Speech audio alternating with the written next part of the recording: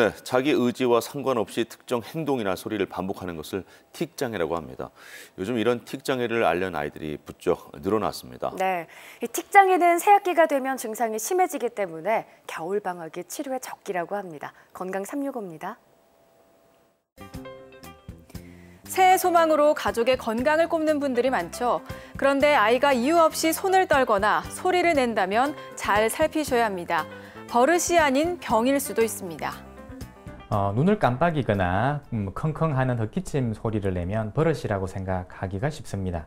하지만 버릇은 혼을 내거나 다그치면 사라지는 경우가 많지만 틱은 혼을 내면 더 심해지는 경향성이 있습니다. 다리를 떠는 버릇은 있지만 얼굴을 찡그리는 버릇은 없습니다. 틱 장애로 병원을 찾는 환자는 꾸준히 늘어 2016년엔 17,500명에 육박했습니다.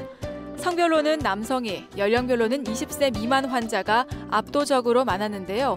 자라면서 틱 장애 증상이 약해지기도 합니다. 틱은 7, 8세경에 주로 발생을 하고 나이가 들수록 좀 좋아지는 경향성이 있습니다. 하지만 그중 일부는 사춘기까지 증상이 지속이 되는데요.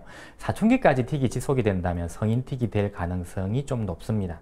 틱은 나이가 어려서 발생할수록 그리고 그 증상이 강할수록 예후가 좀 좋지 않습니다. 어른들에겐 월요병이, 아이들에겐 새학기 증후군이 있다고 하죠. 특히 틱 장애는 새학기에 증상이 심해지는데요. 때문에 겨울방학이 치료의 적기입니다.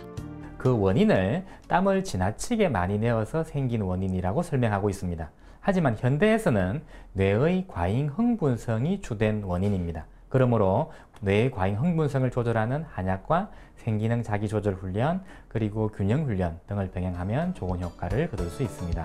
틱은 재발 위험이 높아 임의로 치료를 중단하면 안 됩니다. 치료 시기를 놓치면 평생 장애가 될 수 있는데요. 우리 아이 틱 장애 어떻게 관리해야 할까요? 틱을 하는 것이 보기 싫다고 해서 아이를 혼을 내면 틱은 더 심해지기 쉽습니다. 아이가 틱을 하면 적절한 육체 활동을 하고 일찍 잠자리에 들며 텔레비전의 시청을 줄이고 단 음식의 섭취를 제한하는 것이 좋습니다. 특히 입학을 앞둔 아이는 틱이 심해질 수 있으므로 검진을 받고 치료를 시작하는 것이 좋겠습니다.